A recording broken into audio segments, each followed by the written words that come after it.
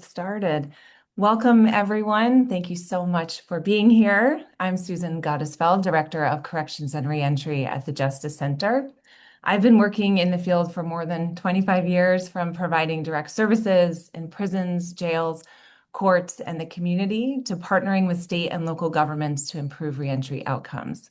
The Council of State Governments Justice Center brings together policy, research, and implementation expertise to help leaders across all three branches of government in every state to design and implement solutions for complex justice system challenges with the goal of making communities safer and healthier. It is April. That means it is Second Chance Month, which is a moment for us to take stock of where we are and to be honest about where we still need to go. 17 years ago, reentry entered the mainstream. The Second Chance Act brought federal investment and political will, and the Risk Needs Responsivity Framework gave the field a shared approach to assessment and case planning. In the years since, billions of dollars have flowed into task forces, councils, coordinators, pre-release preparation, post-release services, and a whole range of innovative models and foundational reforms. And the results are real. Nationally, about 20% fewer people return to prison today than did 17 years ago. That's not a small thing. That represents hundreds of thousands of people and families. But here's the question we have to sit with. Do we actually know why? Is it the reentry investment? Is it policy changes around technical violations that kept people from being sent back for supervision failures rather than new crimes? Is it the fact that fewer people are being admitted to prison in the first place? Fewer drug arrests, fewer convictions, fewer incarcerative sentences? Or is it some combination of all these things that we haven't yet untangled? Our economist colleagues are pushing us hard to answer that question rigorously, to test interventions with the highest quality evaluation methods. But we know that correctional environments are genuinely difficult places to do that kind of research. And even with many years of trying to implement R&R with fidelity at full scale, that remains challenging. So that's the moment we're in. We're not at the beginning. We've come too far for that, but we're not at the finish line either. We're in the middle, trying to figure out what's actually working to propel reentry success, build consensus around it, and scale it before we lose ground. And that's what today's conversation is about. We'll look back at what 17 years of investment has produced. We'll be honest about what we still don't know, and we'll ask, if we get this right together, if we maintain and accelerate this progress, what could reentry look like 17 years from now? But before we get to that conversation, we want to ground it in some new data and thinking. My Justice Center colleagues will share findings from 4 new publications, including an updated look at recidivism trends across all 50 states, an analysis of what a 30% national reduction in recidivism by 2030 could actually mean for people, families, and systems, and a policy roadmap for how to get there. And then we'll bring our panelists to dig into the hard questions together, and we'll have time for Q&A. Our panelists are the Director of North Dakota's Department of Correction and Rehabilitation, Colby Braun, Chair of Maryland's Reentry Task Force, Joshua Hatch, and Alabama Bureau of Pardons and Parole Director, Cam Ward. I'll introduce them a little bit with a little bit more detail later on. But first, I'm thrilled to have 2 of my Justice Center colleagues here with us today. Dr. Jessica Saunders leads the research division at the Justice Center, bringing over 20 years of experience in criminal justice research focused on effective practices to improve outcomes. Her work covers prevention, reentry, and performance metrics. She has published more than 50 scientific works and previously held positions at Rand Corporation and Arizona State University. Dr. Saunders earned her PhD in criminal justice from John Jay College. And Jessie Kelly is the Reentry 2030 Program Director. She previously worked with the Clean Slate Initiative on record clearance policy, served as legislative counsel at the Marijuana Policy Project, and practiced criminal defense law in Alabama. Jessie graduated magna cum laude from Troy University and earned her JD from the University of Mississippi, including international law studies at Cambridge University. Thank you both so much for being here and for your work in the field. Dr. Saunders, the floor is yours. Thank you, Susan. Good afternoon, everyone, and thank you for being here. Before we dive into today's exciting conversation about accelerating reentry success, I just want to take a few minutes to ground us in the data. At the CSG Justice Center, evidence isn't just a backdrop to our work, it's the foundation. So let's take a look at what the research is telling us now, where we've been, where we stand today, and where we can go. I'm going to start with the first publication, a recidivism analysis across 50 states. For this report, we collected recidivism rates from each state, focusing on 3-year reincarceration rates, which is whether somebody released from prison returns within 3 years. Here's the headline, and it's really the only one statistic I think we all need to remember. Today, roughly 3/4 of people released from prison do not return within 3 years. And the national 3-year reincarceration rate has fallen by 23% since the passage of the Second Chance Act. Now, when we look at each state individually, things get a bit complicated because, of course, every state is unique. The state-by-state variation here is quite significant. Recidivism rates range from a low of around 15% to a high of around 50%. And what's also interesting is that not every state has improved equally. Some states saw even larger reductions than the national average, others barely moved, and some even saw recidivism increase. However, I do want to note that some of this gap reflects differences in who's included in that analysis, how states are actually defining recidivism, and policy changes over time, rather than real differences in outcomes or system performance. So before we read too much into any state comparisons, it's worth remembering we're not always comparing apples to apples. And finally, while huge progress has been made, states are still spending a tremendous amount of money in reincarceration. Annually, they're spending about $8 billion in reincarceration costs. Now, we've made all of this state-level data publicly available, including the recidivism rates and how much each state is spending on reincarceration. I encourage you to look up your own state and see where it stands and how it's changed over time. Next slide, please. And now I want to zoom in on one of the key drivers of reincarceration, people being returned to prison for violating their parole or post-release supervision. We surveyed all 50 states over a 6-year period to understand what people are being sent back to prison for. Is it for committing a new crime or violating the rules of their supervision? Let's start with the good news. The overall number of people returning to prison for supervision failure went down by a whopping 33% between 2018 and 2023. Okay. Obviously, a lot of that was related to the pandemic, that big decline. But the great news is that it doesn't appear that we are rapidly returning to those pre-pandemic numbers. The less good news is that these supervision failures, and that includes people on parole, post-release supervision, and probation combined, still account for about 40% of everyone coming into prison, which totaled nearly 200,000 admissions in 2023. What I think is more interesting is that over half of those returns were for technical violations, not a new arrest, not a new conviction, but a broken condition of supervision. So a missed appointment, a failed drug test.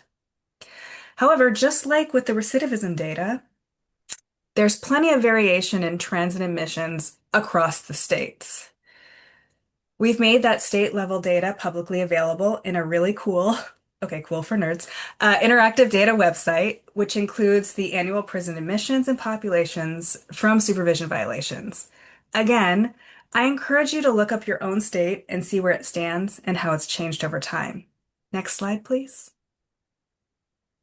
The progress we've documented in these reports is really remarkable.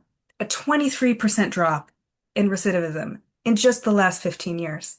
A 33% reduction in the number of people entering prison for supervision violations over just a 6-year period. And in fact, crime, incarceration, and recidivism have all gone down substantially over the last 2 decades. But despite this impressive progress, we at the CSG Justice Center think we can drive it down even farther. And that's the premise behind Reentry 2030, which sets an ambitious goal of reducing the national recidivism rate by an additional 30% by the year 2030. So we modeled what achieving that goal would actually mean for the future, specifically for a period between 2030 and 2040. Now, if we can get there, if we can achieve that 30% reduction, that means that over 500,000 additional people exiting prison would not return. And states would avert close to $43 billion in reincarceration costs. And I want you to think of that $43 billion as a floor, not a ceiling. That figure reflects incarceration costs alone. The moment you factor in costs associated with law enforcement, the courts, supervision, and most importantly, the broader economic benefits when people are employed, housed, and contributing to their communities, the true return to society grows exponentially. But what gets us there is what my fellow panelists are going to talk about: the evidence-based practices, the policy changes, and the systems investments that turn these projections into a reality. And with that, I'd like to turn it back to Susan. Thank you. Thanks, Dr. Saunders. There's a few, if you can check out the Q&A, there's a few questions coming in about the data. Maybe we can take a minute here for you to respond to some of them. All right, the first question is, what is the age range of the population in this study? These are adults, so this is all from adult departments of corrections. As the same charge or a different charge? Uh,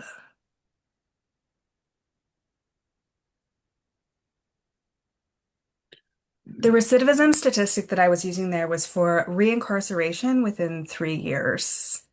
Why don't I address the other questions in the chat here so that you guys can move on? But I promise to address all of them here. Great. Thank you so much, Dr. Saunders. And thanks to our attendees for asking your questions. Keep them coming. That's what we're here for. So as Dr. Saunders just shared with us, the data tells us where we are. It shows us progress worth protecting, gaps worth closing, and an honest reminder that nothing moves forward on its own. What it doesn't tell us is exactly what we need to do next, and that's where our next publication comes in. Jesse, would you please walk us through the Reentry 2030 policy and practice guidance? I'd be very happy to. Hello, good afternoon, everyone.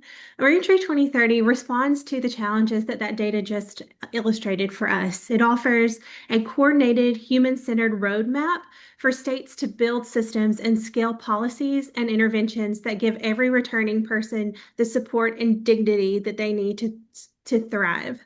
Reentry 2030 gives states a clear path to make lasting, meaningful improvements in reentry outcomes. Participating states are creating strategic plans, building cross-agency teams to share responsibility, aligning their work with proven policy guidance, and setting goals that actually reduce recidivism. The policy guidance really is the backbone of that work. It pulls together what we know, what works, and translate it into something that states can implement. The policy guidance is a document about lessons learned in states working to reform their reentry systems. It includes practical, actionable strategies alongside real-world examples.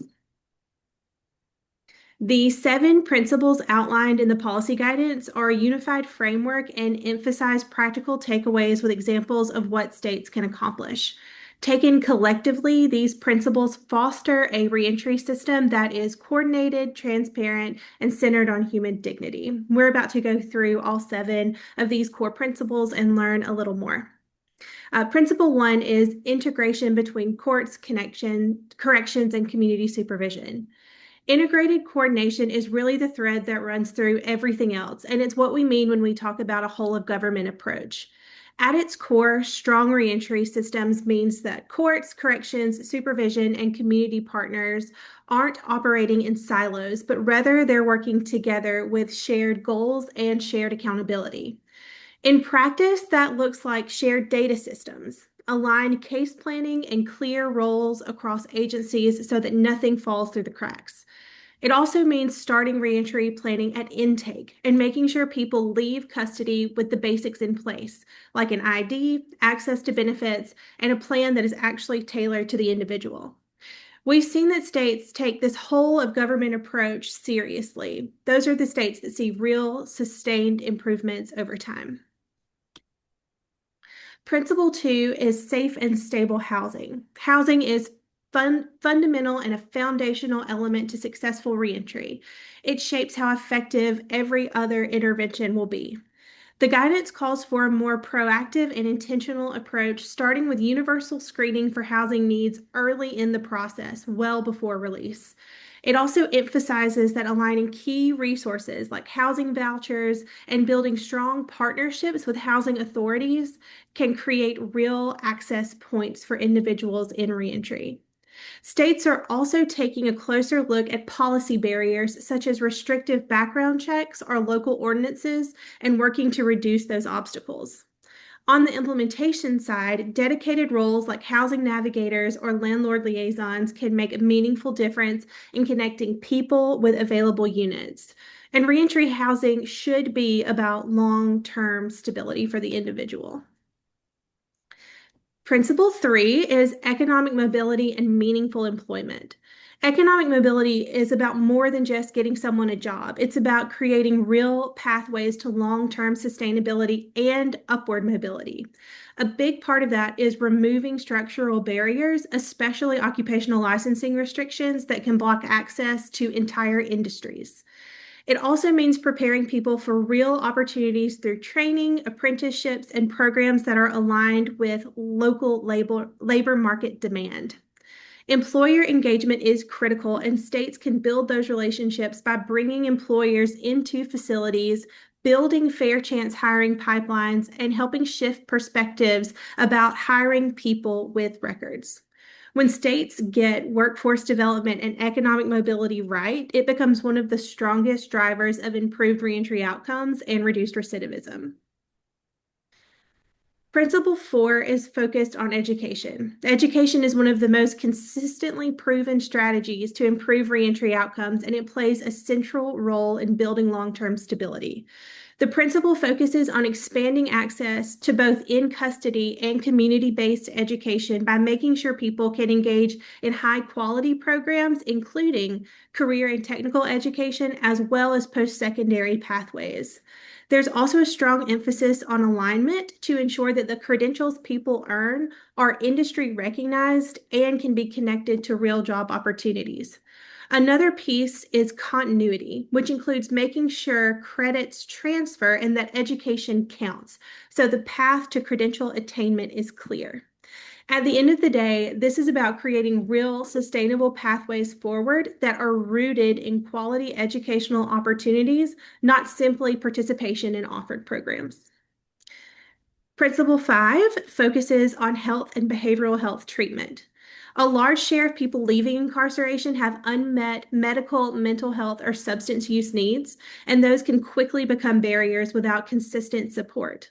This principle focuses on integration by connecting corrections, health systems, and community providers so care doesn't stop at the point of release, which includes early screening, coordinated care planning, and making sure people have medical coverage activated or ready to go when they're returning to the community. There's also a strong emphasis on integrated care models where primary care, mental health, and substance abuse treatment are coordinated rather than siloed. The goal is about sustainability and continuity with care that follows the person rather than just dropping off at transition. Principle 6 is about strong families and social networks. Families are often the most consistent source of support during reentry, and they play a critical role in long-term stability. This principle focuses on strengthening those connections and making it easier for people to maintain relationships during incarceration, including reducing the financial burden of staying in touch, like the cost of prison phone calls, and improving access to visitation, both in person and virtual. It also means investing in family-centered programming and creating visiting environments that are more supportive and less restrictive. Strong, stable relationships are one of the most important foundations for successful reentry. And principle 7 is access to relief mechanisms. Even after someone has completed their sentence, their record can continue to create real barriers to employment, housing, and full participation in the community. Solutions include expanding automatic record sealing and expungement, reducing waiting periods, and expanding eligibility so that more people can benefit. And as important, simplifying the relief process can be helped by reducing fees and increasing awareness. So people who are eligible can actually access relief mechanisms and opportunities. And finally, we do have a companion document to our policy guidance. It is the Roadmap to Reentry. The question we hear most often from states is, where do we start, or where and how can we go further?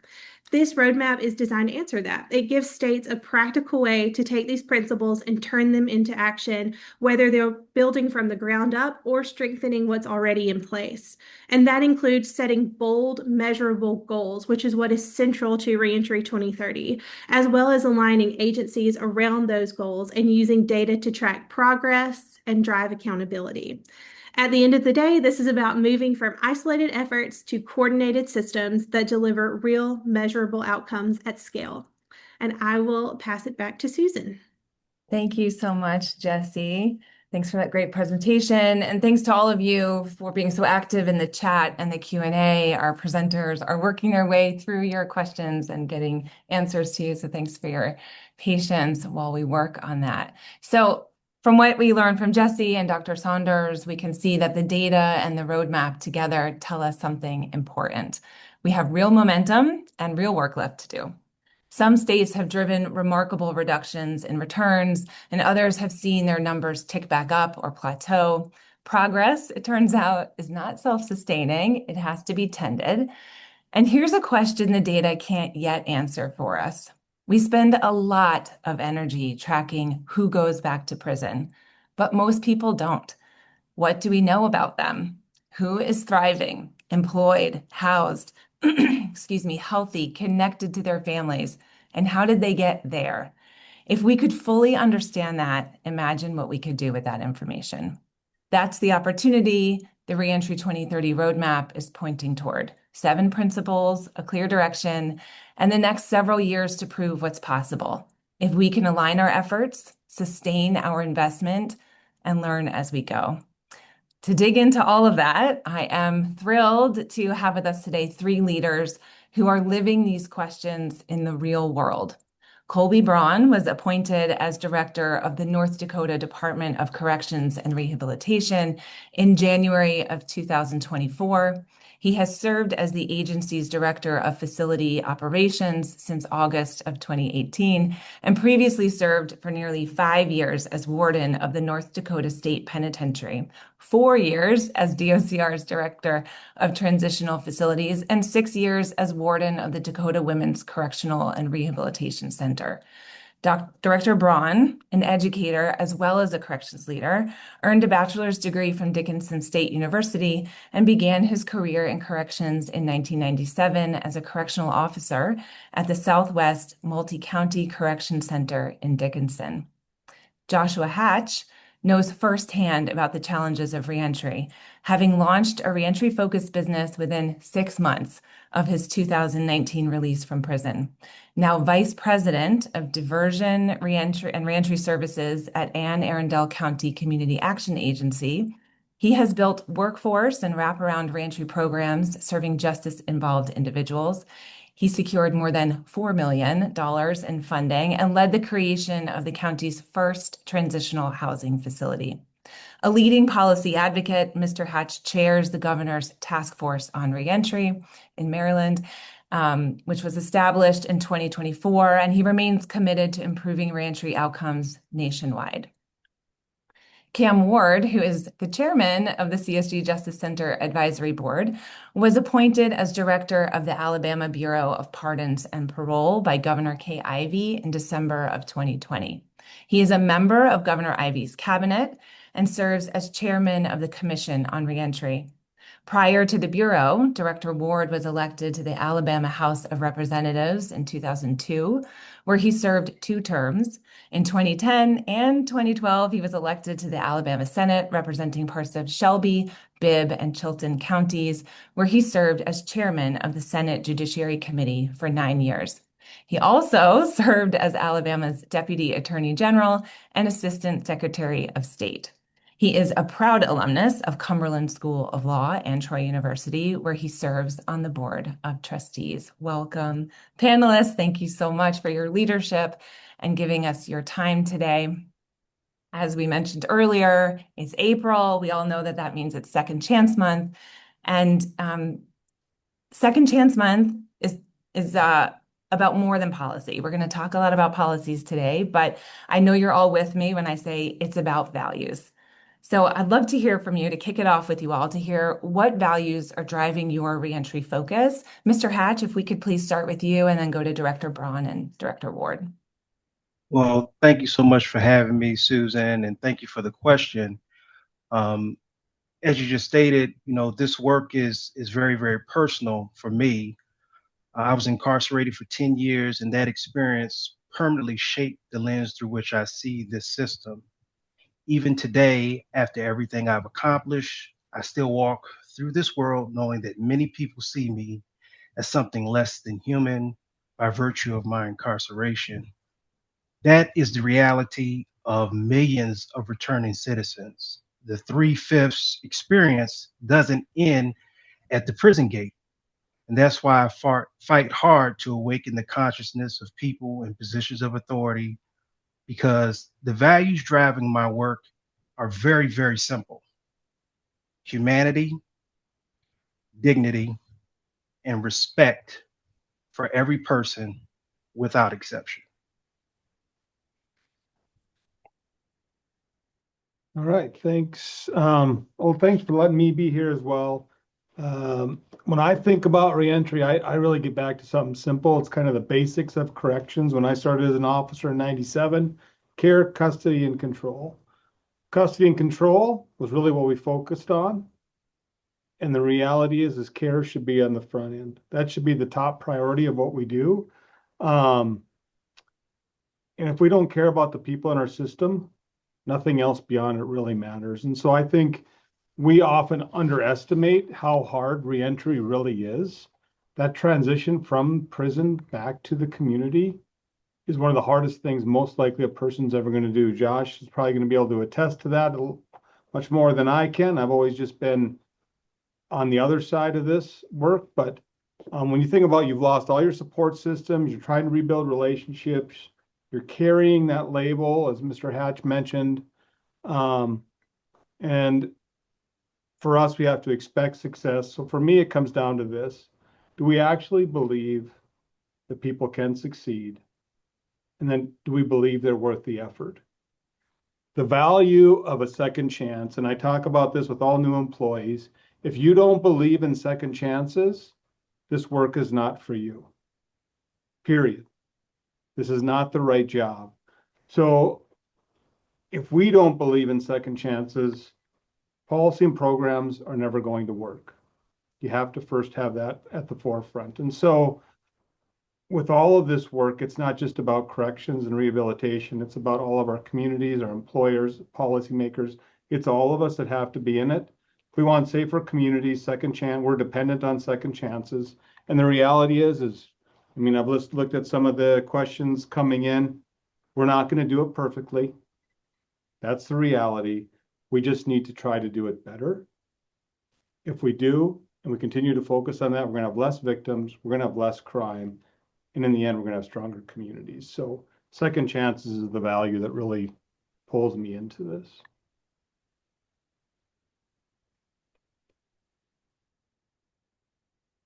Thank you. Director Ward?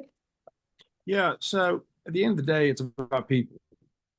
And I studied this a lot when I was in the House and the Senate and the legislature. And then when I was put in this role, it's kind of like, talking policy is one thing, implementing it something else. And as Commissioner Braun said, the problem is reentry is a lot more complicated than people think it is. And if you're not engaged in this field, you have no idea how complicated it is. Everyone wants a simple solution to a complex problem. And Joshua alluded to some of the issues with the stigmas. So what really drove me is interacting with individuals who've been touched by the justice system, who've been involved in the justice system. And it's if you're not motivated by the human interest story, and more importantly, if you're not motivated when you see them succeed, to me, that's a big part of it. I mean, it just brings me joy every day watching these people make it and succeed. But it's extremely complicated, but it's also a good challenge because there's a lot of good people. I've been reading some of the Q&A comments. A lot of good people in this area. A lot of people do some good stuff, and there's no bad idea out there. The biggest thing I would do as a takeaway is, as much as I love this, as much as I love the idea of investing in people for second chances, the one thing I would emphasize is it's not cookie cutter because every human being's different. And also, everybody needs, therefore, different services and different ideas. There shouldn't be a quota or metric number. It should be a holistic approach to making sure someone gets back on their feet. Thank you so much to all of you for sharing why you choose to do this work. I'd like to stay in this place of reflection with you for a minute and ask you each to think back over the past 15 to 20 years and share with us some specific ways your state, Maryland, North Dakota, Alabama, has progressed in supporting successful reentry. Director Braun, I wonder if we might start with you and then back to Director Ward and then to Mr. Hatch. Yeah, thanks. I think most people on this webinar understand that this is not going to happen overnight. This is a lot of hard work with a lot of people from different areas. We started, from my experience, was in about 2007. We were part of the transition from prison to community initiative. We were one of the states that joined in, and that was really the start of the intention, focusing at the time of entry, the assessments, the case planning, the process of people moving through the system with the intention of a strong reentry back into the community. Over time, we've built on that. I think one of the biggest shifts for us has been people with lived experience. It's really focusing on the people that have been there. I can sit here and talk about it all day, and I love talking about it, but the reality is I've never lived it. And so trying to make sure that we take the peer support model and have that. And so we have what we call Free to Recovery, which started as a very small program in North Dakota that is now expanded across the entire state. And it's lifting up and training peer support specialists to walk alongside the people as they either re-enter or maybe they're struggling in the community, and the pro and probation team, along with those mentors in Free to Recovery, connect with those people to support them.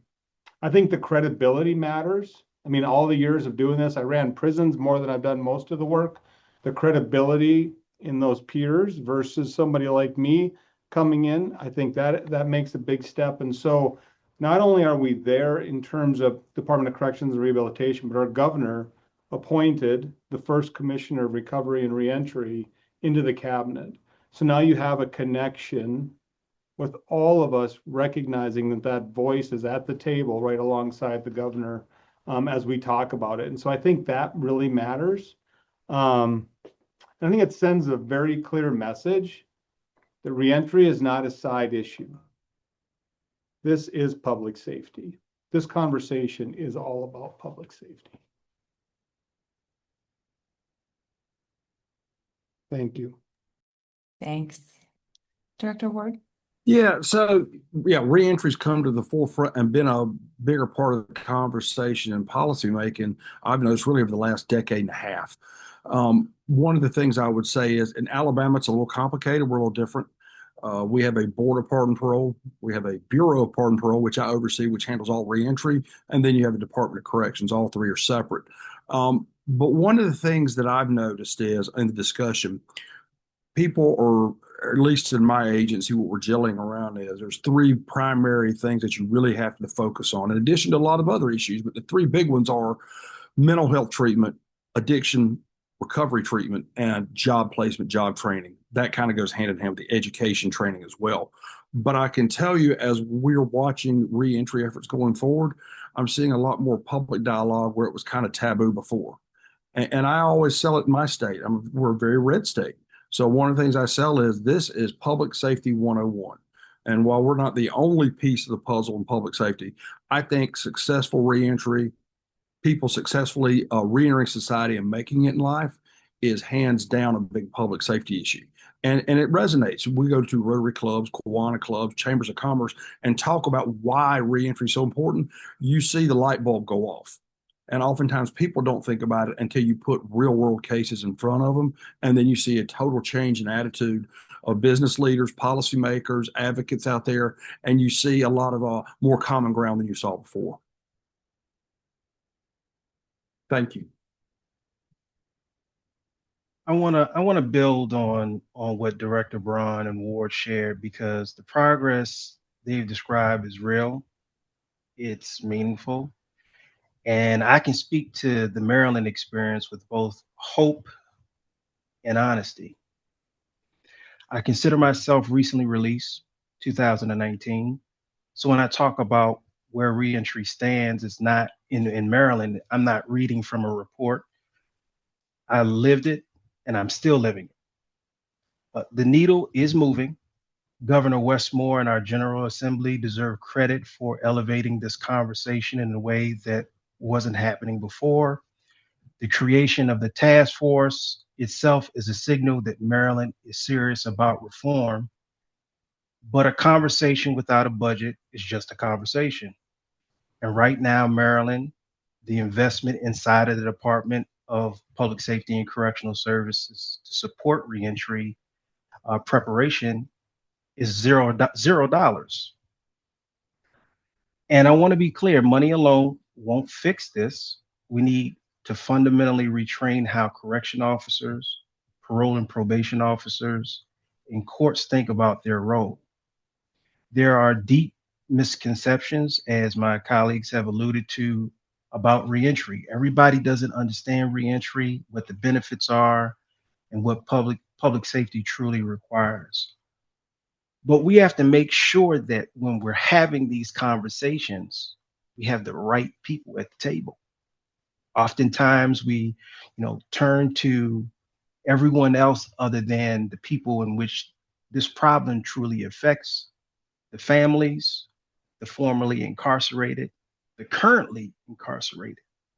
Those individuals need to be properly represented at the table. And so that's why I'm very proud that, although I feel we're still at the beginning point when it comes to, establishing a ecosystem in Maryland, we at least have formerly incarcerated individuals who are sitting at the table. So. Thank you. Did you want to add something, Director Ward? No, I just think that story. I'm sorry, I was just going to say that story he tells is a fantastic story, and that's you cannot have this dialogue without someone who has formerly been incarcerated. You can't, because if you haven't been formerly incarcerated, how do you know the full story? And I think that's why it's so important, Joshua, to have everybody engaged in this conversation. I think it gives us a better picture of reality versus what we want, and a lot of that is money. I mean, a lot of it, you got to have money to pay for all these programs, but at the same time, you have to have a willingness and your heart to want to get there. But you can't have an idea on what that roadmap looks like until you actually have people in the room who are formerly incarcerated. Yeah, absolutely. And you all touched on some really important points just now. I'm taking a bunch of notes while you're talking and trying to grab all these gems. I think you all hit home the importance of intentional and sustained investment in reentry, for reentry outcomes, that really we can't have a cookie cutter approach. Who's at the table is incredibly important, and included in the solutions need to be thoughtful shifts in culture and practices. And I know, we're celebrating how far we've come, 20% reduction in returns over the past 10 years. We're acknowledging we have a long way to go. And as much as we have increased reentry preparation over that time, we're not yet, and I think you all touched on this, reaching everyone leaving prison in every state, making sure they're fully set up for success when they go. So I know you all put a lot of time and energy into doing that where you are. And I wonder if you would share with us an example from your work on where you are working to scale up and expand the reach of your efforts. And I wonder, Mr. Hatch, if we can come back to you. I think folks would love to hear about Turnaround Thursday. It's one of the best things I've heard recently. And Sure. then we can go to Director Braun and Director Ward. So Turnaround Thursday is a concrete example. It's a second chance jobs movement that is spearheaded out of the Anne Arundel County Community Action Agency here in Anne Arundel County, Maryland. It is partnered with the Department of Detention Facilities. I work directly with our superintendent, Chris Klein. And this partnership matters because getting inside the facility required the trust with leadership and demonstrating that this wasn't just another program. This was a employment pipeline for individuals who were currently incarcerated, who were scheduled to be released. The results speak for themselves. Program graduates have less than a 1% recidivism rate, and our second chance employer partner is a local healthcare system, Luminous Health. And they're just not participating in goodwill. We provide classes over inside of the hospital as well for individuals when they first get out. And they've just been a champion and a partner in being able to talk to some other employers that are on the fence about hiring individuals that have been formerly incarcerated.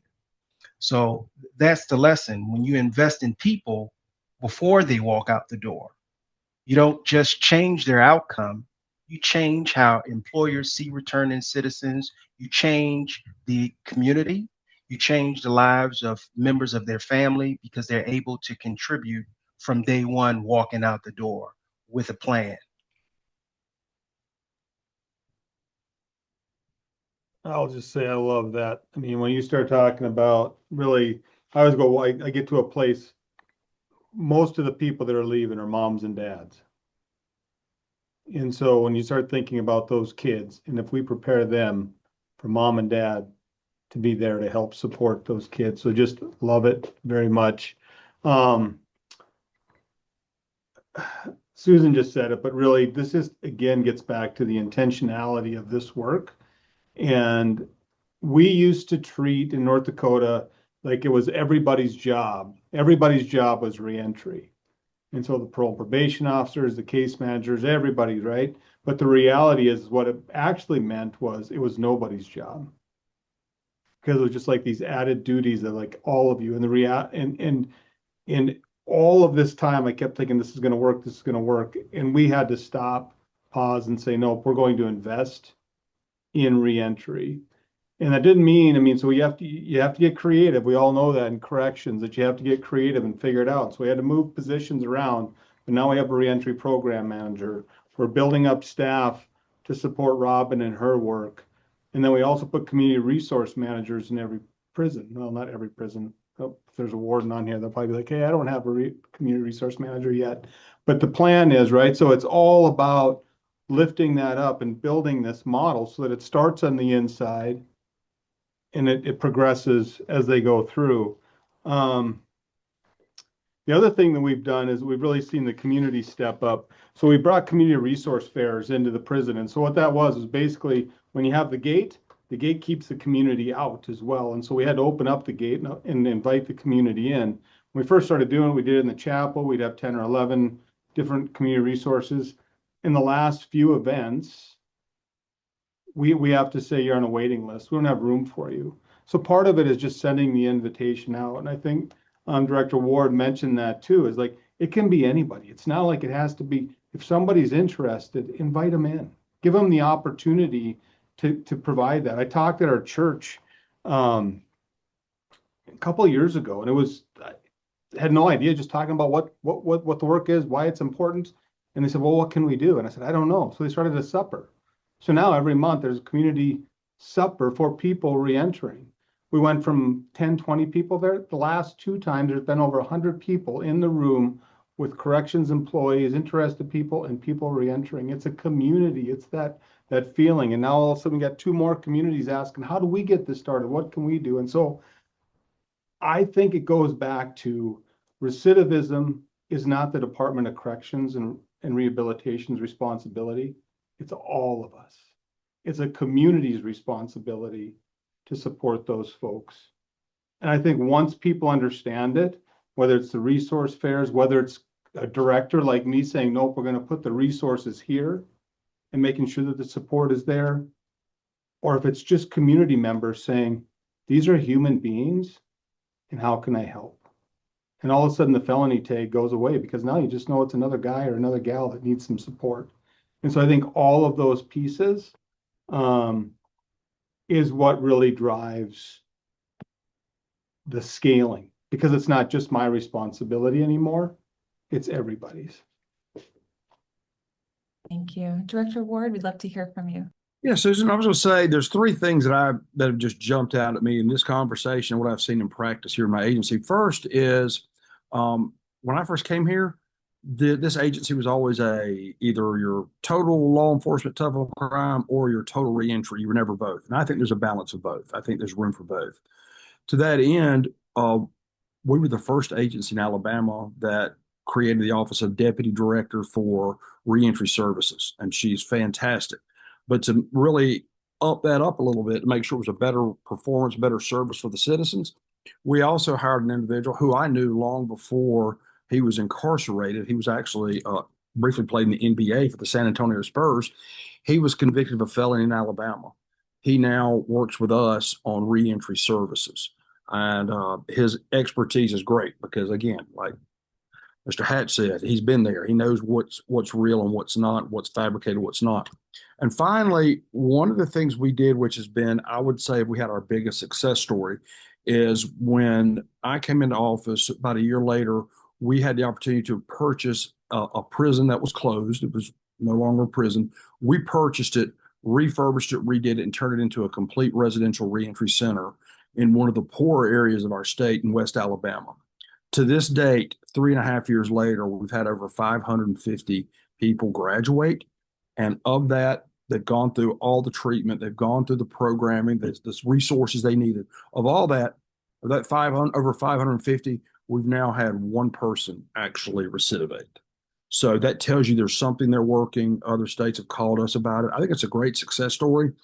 One thing I would say, the challenge to all these success stories are you have to be a cheerleader in chief. I know at corrections, you all have to do this too. You have to be a cheerleader in chief because when you deal with the policymakers in the Capitol, they want to spend money on shiny and nice things. And as those budgets shrink, what happens is they go, well, Cam, I can build you another reentry center in Alabama, or I can build a new, beautiful elementary school in my community. The elementary school is going to win every time.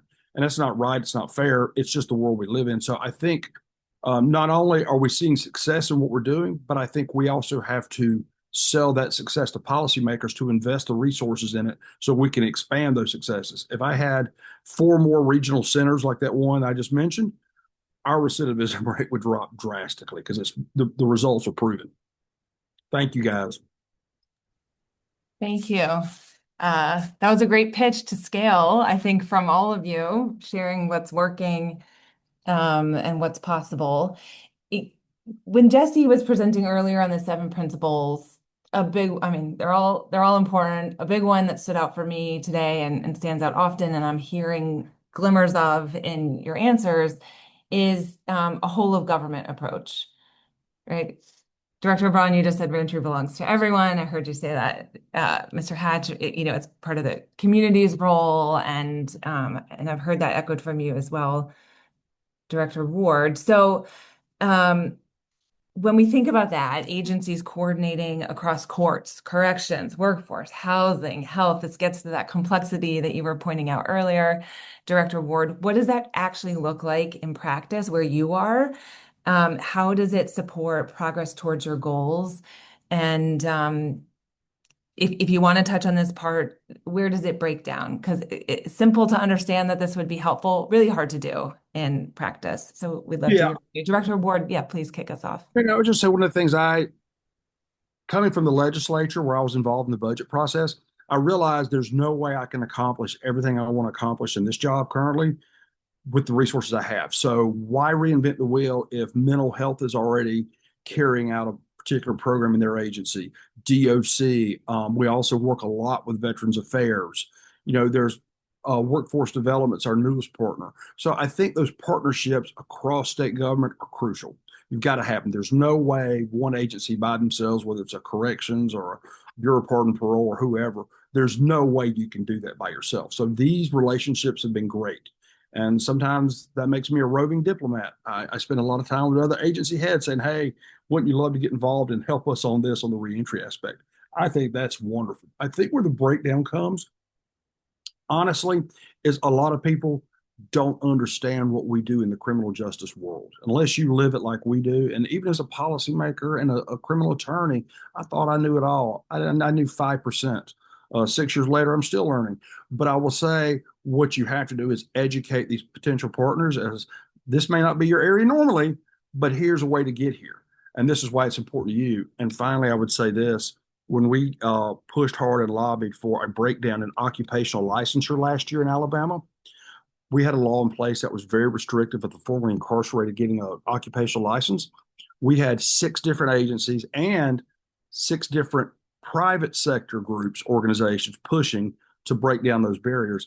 I think that kind of collaboration, that produces your best success stories because not only do you improve it for reentry, but second, what it really does is it gets everybody in the state buy-in. Everybody's buying in on this policy movement forward. The one breakdown is, again, educating policymakers as to what we do and what we don't do, and why it's important to really invest heavily in reentry. Thank you so much, Director Braun, and then Mr. Hatch. Yeah, couldn't agree with you more.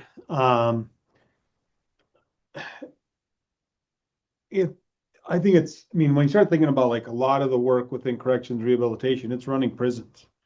I mean, that's what we're pretty decent at. And the reality is we can't run reentry in a silo and think that we're going to be the experts. We need the agencies. We need the other groups to help us in that process. And sometimes it's not fun asking for help, especially a person like me as a warden. I ran prisons and you don't want to go out and ask for help, but the reality is we have to. And I think having that commissioner for reentry and recovery in our cabinet kind of breaks down some of those silos, just having that voice at the table, making sure that it's not, because we always kind of joke that I'm just the one always trying to steal from between me and other agents, cabinet leaders, is me, I'm trying to take from everyone. Like, how else can we grab it? And I think having somebody else there to really open up those conversations. But the governor has also built out sub-cabinets, and instead of excluding corrections and rehabilitation, we're at the table. So when it talks about workforce, we have a couple thousand people. I mean, North Dakota is a small system, but we still have a couple thousand people every year leaving our facilities that are workforce ready. These are people that we should be finding that path. So we're in a sub-cabinet. We're in the homeless coalition. We're part of the homeless coalition talking about here's the people, whether it's somebody that's a sex offender or it's somebody with a drug addiction or whatever that felony is that brought them to us, they still need that stable housing. And it's about strategically planning with all of the other agencies across the table. And I think that's a big piece of this, is just recognizing that these are all citizens that we need to care for. And as they return, how are we going to do that as a team? We work closely with the courts, law enforcement, state's attorneys. Certainly we don't always agree. Let's not pretend that like these are easy conversations, because that's not true. These are really, really hard conversations. But we had 3 reentry bills this last legislative session. And through those reentry bills, one of those was about diversion and deflection. I called that one the no entry bill, right? So we're talking about reentry, but the reality is if we can figure out how to get people the services they need before they ever get to the deep end, that's part of reentry, in my opinion. Job service, our job service director, he laughs. He's like, you're better at telling my story than I am, because we have the job placement partnership program, and it's putting a case manager from job service along that person reentering. It's not a parole officer, a probation officer that's doing the best that they can, but they don't know all of the pieces of employment, like a person that this is their job, is focusing on employment. So those people, we're looking at a less than 10% recidivism rate out of the people that are part of that program because they've got somebody there helping them. And on those bad days, when they're mad at their boss or whatever it is, like all of us, they don't make that decision at that moment to just let it go. They've got somebody there to help support them. Working at the county jail level, and I know there's some folks here that are county jail folks, sometimes we get so far into the deep end, at least from my perspective on the state side, sort of on the county side, that we forget that many times there's touches with folks in the county jail that they're rotating through. And that was part of one of our reentry bills, was to really focus on the people in the county jail. And how do we get county jail administrators and sheriffs recognizing that we can hopefully improve public safety in our communities right at the very first touch if we figure out a reentry plan there. The reality is, I guess one more thing. When it comes to hiring of people, we didn't hire anybody with the background, right? We wanted everybody else to hire them for us. By God, if Mr. Hatch came in, we're not going to hire Mr. Hatch, but we expect everyone else. That's no longer. We have peer support that are now working in our parole and probation office. We've got folks that are on our reentry team. We got folks working inside the prison and Rough Rider Industries. Industry is 20-year employee in Industries, but he was on the inside. He gets out and all of a sudden he's not good enough to work back there. That's no longer. We have those people coming in. So I think it's all of that. And I think recognizing how fragile this is. One mistake can take away 1,000 wins. And we have to find empathy and we have to have understanding that all of this is human work and all of us will make mistakes, period. That's how it is. And we have to accept those mistakes for us to continue on this path that this great work has been happening. Thank you. Thanks so much. Mr. Hatch?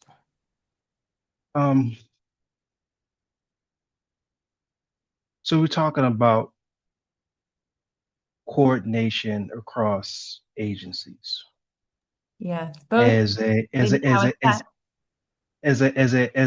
a whole government approach, as a whole government approach, which I will say is, I think in our experience in Reentry 2030 and working in states across the country, it's aspirational. It's people are making progress towards it, but like Director Braun said, it's not easy to do. There's silos, there's history, there's a feeling of limited resources. So, to think about what it looks like when it's working, right? I think setting that vision for folks here, we're so used to struggling against things that aren't working. What does it look like when whole of government, when everyone's taking responsibility for reentry outcomes, when that your Department of Housing or Homeless Services, you're on the hook for reducing homelessness across your state. If you reduce homelessness in the reentering population, guess what? You've made a big ding in homelessness in your state.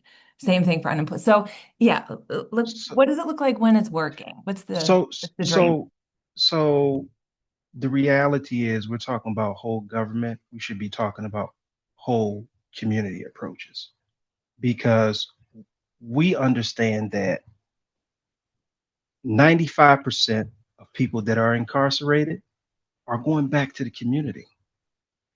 Everybody has to understand that in order for this to work, it requires everybody's hand in ensuring that people that are coming back to the community have what they need.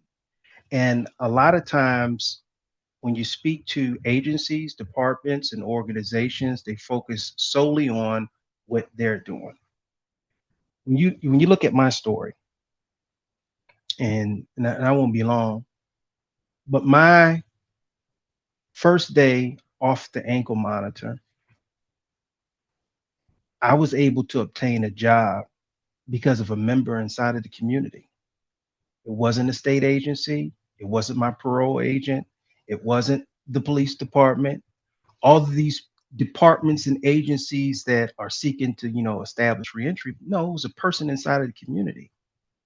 My ability to be blessed enough and really that's what it is, a blessing to be able to be put in position and put in different rooms. It's all been by a member of the community vouching for me and opening up or cracking that door for me. I could not do it by myself. And so that is the importance of understanding that when you're talking about employment, when you're talking about housing, when you're talking about a person being able to get, insurance, an ID, everybody has to see that as their responsibility. Right now, you have everyone pointing at the police, pointing at corrections, pointing outward and not looking inward. And that's what we need more people to understand, not ask the question of what are you doing, but they need to ask the question, what can I do in order to ensure that returning citizens have what they need in order to be successful? Because we cry about public safety. We cry about people breaking the law. We cry about that, right? We want to set laws and policies in place to ensure this never happens again. But a lot of those individuals that are coming back, when we're speaking about recidivism, we've had several opportunities to address the core root cause of their incarceration. It may be substance use disorder. They may have some type of mental health condition. Rarely do we say, what is it that we could have done better with this case? How can we improve this to make sure this never happens again? What do we need to do in order to support this person? But for a long time, the practice has been, you get released, you get $50, and we'll drop you off at a bus station. That is a pure setup. And we have seen for years upon years the outcome of that setup, which has been a high recidivism rate. And yes, it's dropping, great, but I'm not so convinced. Nor am I convinced that we're every state is doing what they can to ask those questions that I just laid out for you. Yeah, thank you. We have to keep our eye on the ball. We've come a long way. There's a long way to go. A lot of what you just said, Mr. Hatch, about reentry needing to be rooted and present throughout the community. And I think Director Ward and Director Brown, you touched on that too. It makes me think of something I think lots of us say all the time, like all reentry is local. Even people are coming home from state prison, they're going home to a place, to a community, to a neighborhood, to a home, to a family. And one of the models I know different states and localities have been employing, I think you all have experience with it, are reentry councils, including local reentry councils and hyperlocal reentry councils. I just want to share with the attendees that we have some resources on that, if that's something you're looking to start or strengthen in your area. I think Jesse was going to drop some connections in the chat. And I'm going to ask one last question. Feel free to answer it or pass on it. But I'd love us to keep it brief because there are so many questions for the three of you, and perhaps for Jesse and Dr. Saunders too in the Q&A. I'd love to make sure we respect that and get to that as well. So when we think about all the things that we're trying and doing and the sort of medium to maybe very long way we still have to go despite all the progress that we've made, how do you think about measuring what is working? How do you know what's working? How do you think about measuring what's working? How do you test innovations, interventions, practices to know and to go to bat for those investments that we were talking about earlier to sustain into the future? I'm happy for any of you to start first. Dr. Ward, or Director Ward, I see you unmuted. Yeah, I was just going to say, first of all, it's not easy because in order to see if it works or not, you need actually a few years. Because just because you graduated and got a piece of paper doesn't necessarily mean it works. We got to make sure we invest in the individuals. And that's why I talked about earlier. We have private sector groups that come in all the time wanting to offer services. Nonprofits are the most part, but there's some others who just want us to contract with them. I'm a big believer in, I need you to show me your data, how it's been working so far for you. If you don't have any data to back up your success stories, I don't want to be involved with it. But as far as succeeding on those, how you know you're succeeding, I've always said this, and this kind of piggybacks a little bit on you, Mr. Hatch, and that is what I have seen increases. There's no way government can do it all by itself. It's not financially possible. But with the partnerships we're seeing in the nonprofit and out in the private sector, those are starting to produce data that I had not seen 6 years ago. They're producing data of success stories, and most importantly, going to meet with former participants that went through my rehabilitation program, sitting down with them, not while they're still in our jurisdiction, but maybe 2 or 3 years later, sitting down saying what worked and what didn't work. I have found those human interest stories tell me more about what's working and what's not than anything else we do, because too many times in government, we'll look at a spreadsheet and we look at individual numbers. Well, people aren't numbers, they're people. And so you have to get a more holistic view as to what's working and what's not. That being said, and I bet Commissioner Braun will agree with me, looking at total success or failure, it takes time and it's much more complex than people think. Everyone has different benchmarks, but I believe you have to take a holistic approach to what the individual tells you. Thank you. Go ahead, Director Braun. I'll go real quick. I do agree 100%, Director Ward, with your comments, and I think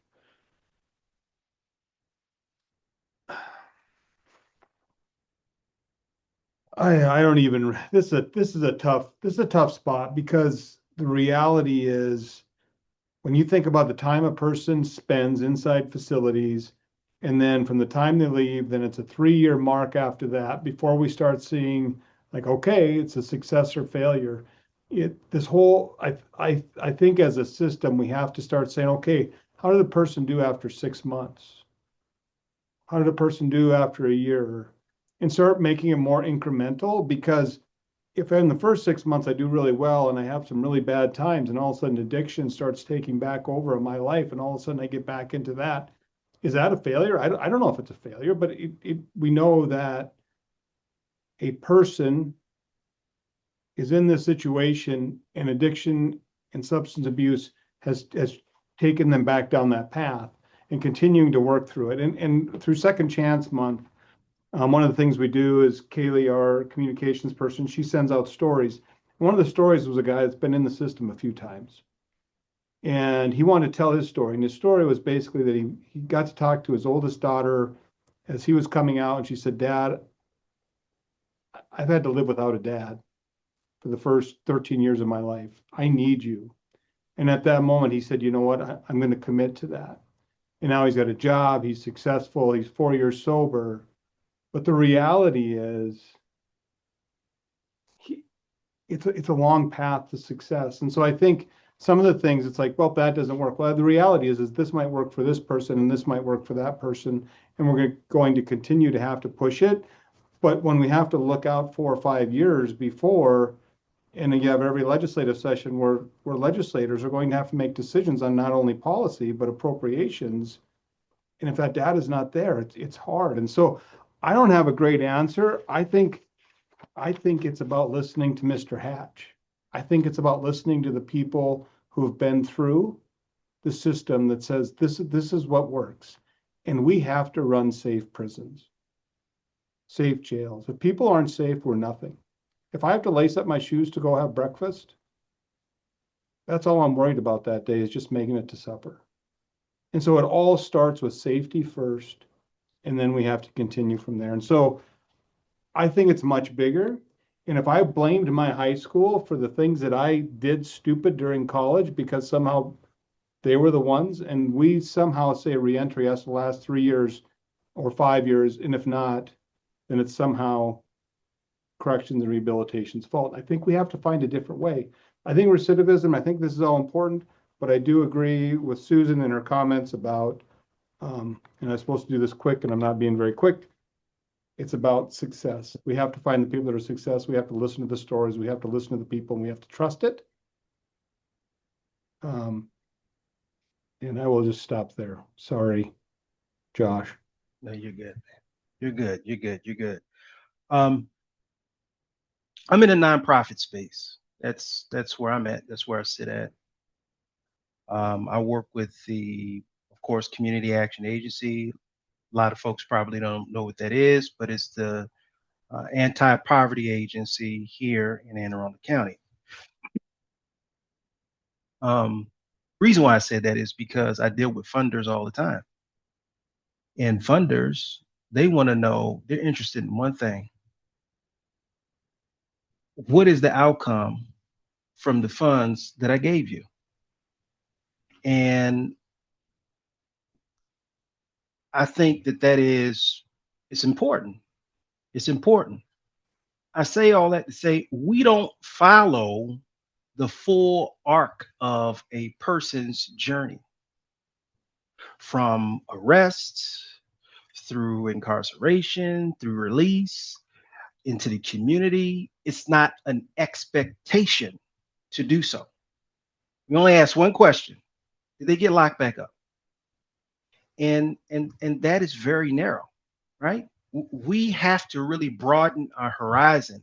Mr. Ward just said something about that's very important that he should ask. I want to see your data.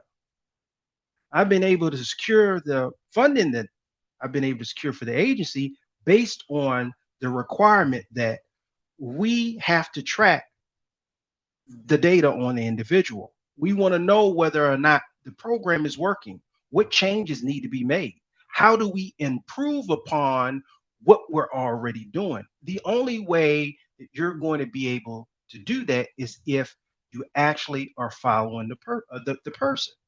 One of the things that we've discovered on the task force is that, unfortunately, Maryland's Department of Public Safety and Correctional Services, they don't have the answers to that. They don't. Parole and probation, they don't have the answers to that. And so some things have to really be repurposed.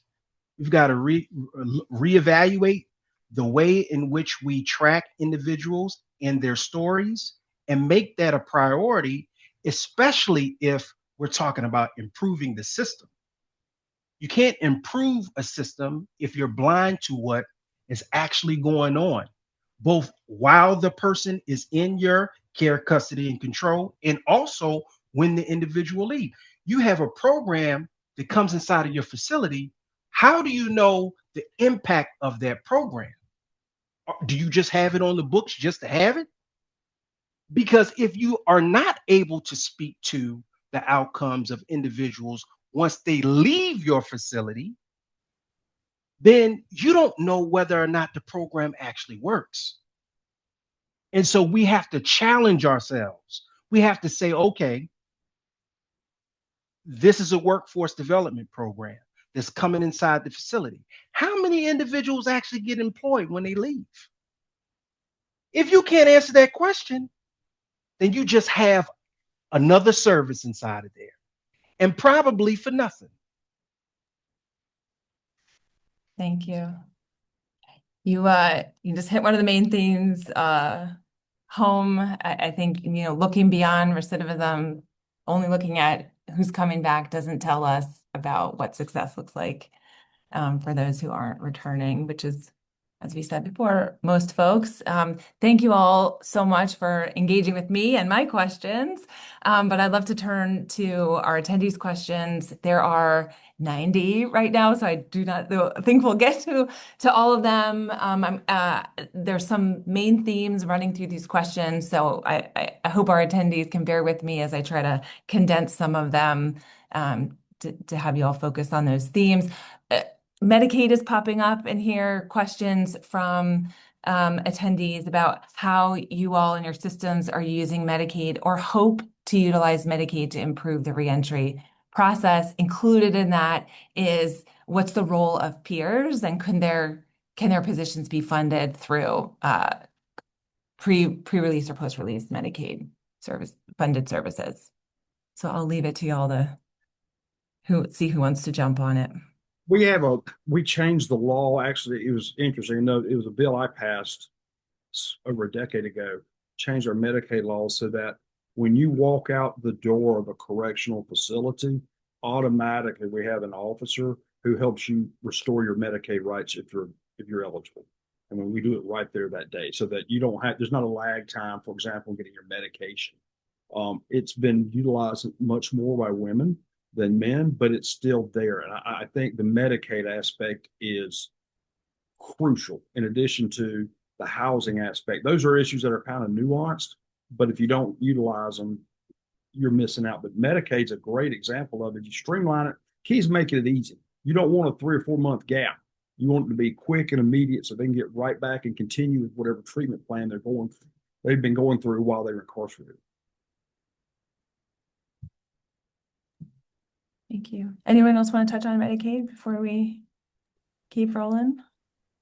I'll just say that, I mean, we have folks come in, get people signed up, similar to what Director Ward talked about. They'll come into the prisons, make sure that people are signed up, ready for Medicaid. In terms of, I'll have to answer if there's a way to get that answer back. I'm not sure. We have state dollars that go to the peer support specialist program. So our free to recovery program. I'm not sure if there's a match with Medicaid or if that's just all supported through state funds. So I will make sure that I get that answer back at some point. I'll just say that that is something that the task force here in Maryland actually looked at, and I had to pull the report up just to make sure that I spoke accurately on this. But many individuals leave custody without active Medicaid coverage, particularly those over age 65. This gap exists because there's federal regulations that require the face-to-face interview before coverage can be activated, preventing pre-release enrollment for this particular population. So this is something that we're currently looking at because it is a problem. And I can tell you right now, it hasn't been addressed. So I'd like to connect with Director Ward about this and how his state actually approached it, because here in Maryland, that is a problem.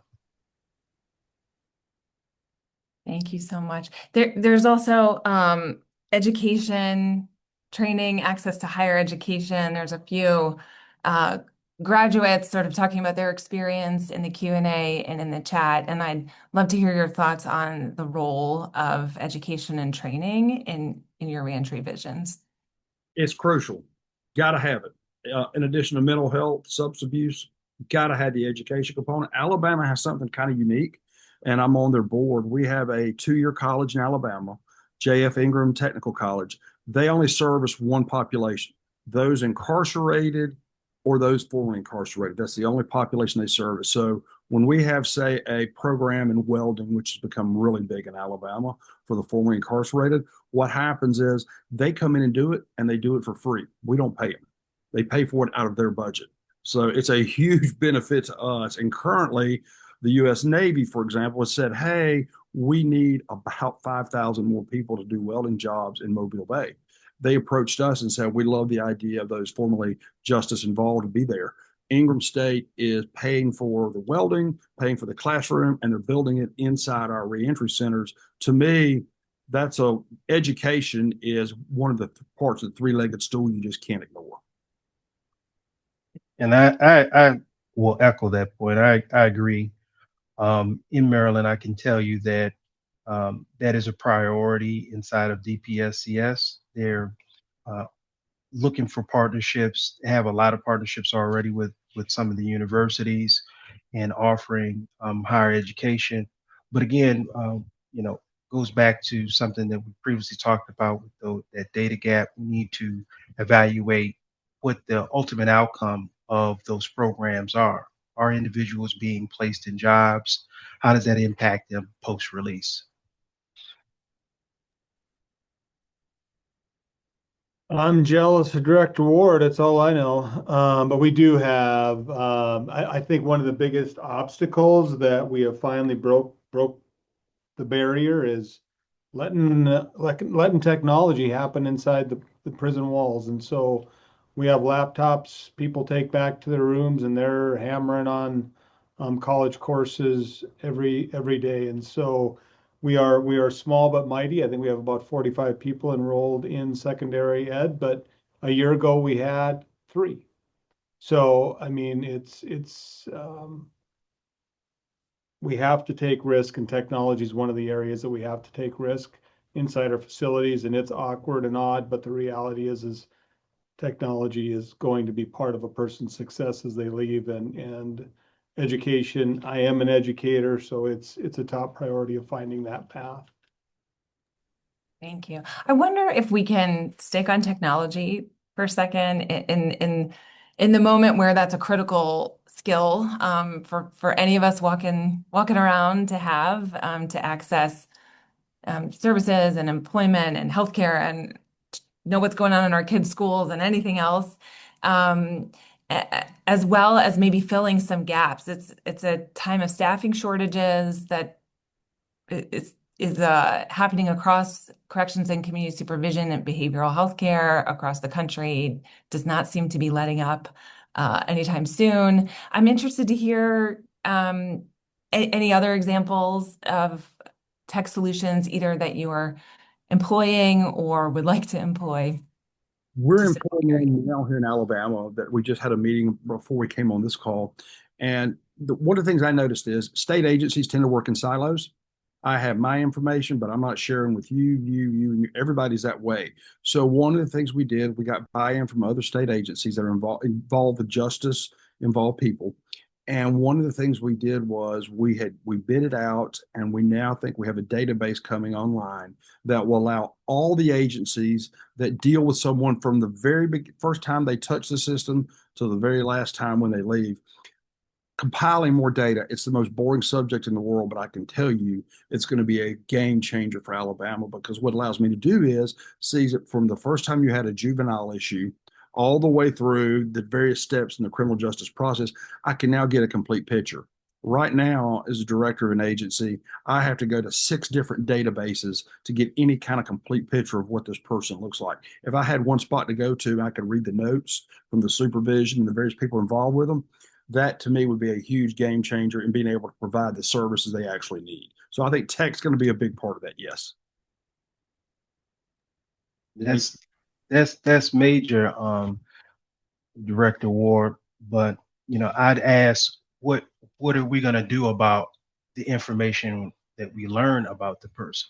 Do No. we have effective programs inside of those institutions to address the risk, needs, and responsibility of those individuals? Because it's one thing to have information, it's another thing to use that information to your advantage to help rehabilitate that person.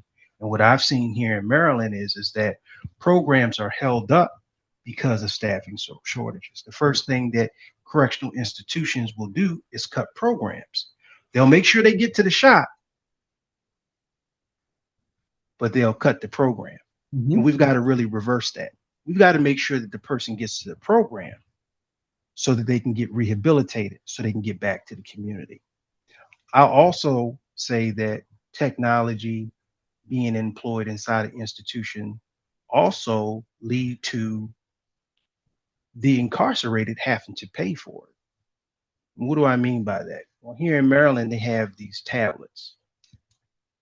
Everybody is assigned a tablet, but it's just like the telephone, right? You've got to pay in order to use the telephone. And family members are paying extreme rates in order to talk to their loved ones. So when we employ technology, we also have to consider the cost associated with it and make sure that it's available to everyone at no cost if we're serious about it.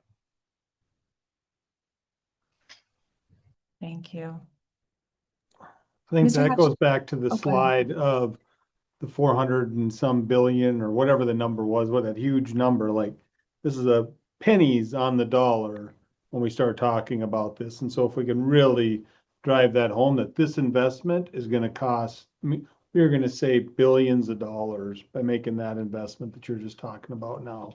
And I'll just say that in North Dakota, I mean, there's not a lot of people here, right? So one of the things that we need technology to bring services in. So opening up Zoom to the residents opening up the opportunity. So we have people from Pennsylvania through Shining Light providing programming since COVID. We started as COVID as like, we don't know what else to do. And so that was a way for us to get there. And then restoring promise unit for our youthful offenders. You think about these young guys, and the same thing is getting that technology and bringing people in from all over the country to support these kids as they're trying to find that path to the, and I think those are all important. So it's not only what programs and what services that we can provide, but because we don't have the workforce that we may have had in the past, or we lose a program, if we can find other places to bring those in, there's less cost to the state in order to do that. Susan, one more thing just to add, because something Josh said, and Josh, this is an interesting story. You talked about technology, and you're right. So we had a big battle here 3 years ago in Alabama on electronic monitoring. And I literally, your problem is not the three agency heads of us on this call. The problem is the legislature wants to find a cheap way to pay for it. No one wants to raise taxes or raise revenue to pay for services for those incarcerated formerly. So one of the things I really had to fight hard against a few years ago was they wanted us to require the people that were on parole to pay for their electronic monitoring. In Alabama, they do not pay for their electronic monitoring. They don't pay a fee to get drug tested. They don't get, we try to take all those costs, but you're right. That is a major, major problem. And if you set up the fees too high, they'll never get out of the hole that was dug for them. And I think that's a big injustice that a lot of people don't talk about. So I think you're right. I think one big thing, though, that goes back to one of my original comments, educating lawmakers as to the implications of charging fees for tablets, charging fees for electronic monitoring, charging this, and this. I think if you put them at a financial disadvantage on their reentry, they're just never going to make it. You're stacking the deck against them. So I think your comments were well done, Josh. Thank you. I'm gonna, I just closed my eyes and picked one. There's still 91 questions in the Q&A. We've answered a lot. But this one, our last one is for you, Mr. Hatch, from Laura McCauley. She says, can you speak to what you feel were the key pieces in development of Turnaround Thursday's job line pipeline? I know you said trust and capacity building. We offer resource fairs, but sometimes I feel like there's a struggle breaking through with second chance employers. It is a struggle. Goes back to that stigma of being 3/5 of a person. I think the success of Turnaround Thursday has been what you see on this line today. And what you see on the line today is bold leadership. People who are willing to think outside of the box in order to address a problem. Employers historically did not want to hire returning citizens. It's just something they didn't want to do. But the reality is that returning citizens are just people. And we've got to make sure that employers understand that. We've got to make sure employers understand that returning citizens have value, that they can do the jobs that employers need done. And there's not a job on this earth that I don't think that a returning citizen can't do. It's the bias that people have that prevent them from being able to get the job. Mm-hmm. And so if we remove that and we give people this one thing, and I say it all the time and I'll say it till the day I die. If we give this one thing to people, we'll see a huge difference, and that is opportunity. Give a person a chance. We have a lot of people that are in peer support, but returning citizens can do more than peer support. Thank We you. have a lot of people inside of the hospital that do environmental services. Mm-hmm. They can do more than environmental services.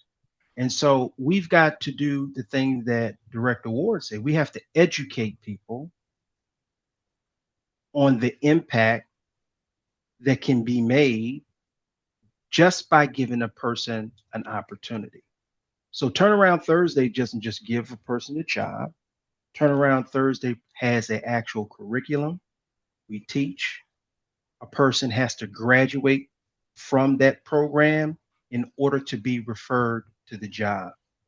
And the reason why Luminous Health is excited about Turnaround Thursday, because they do exactly what funders do. They look at the numbers. Yeah. They look at the turnover rate of individuals who've graduated the program juxtaposed against their own hiring efforts. And when you look at those numbers tell a story that the person who knows that this is an opportunity, and an opportunity that may not come a second time, they take advantage of that far more than an individual who feels like, this is just another job. Right.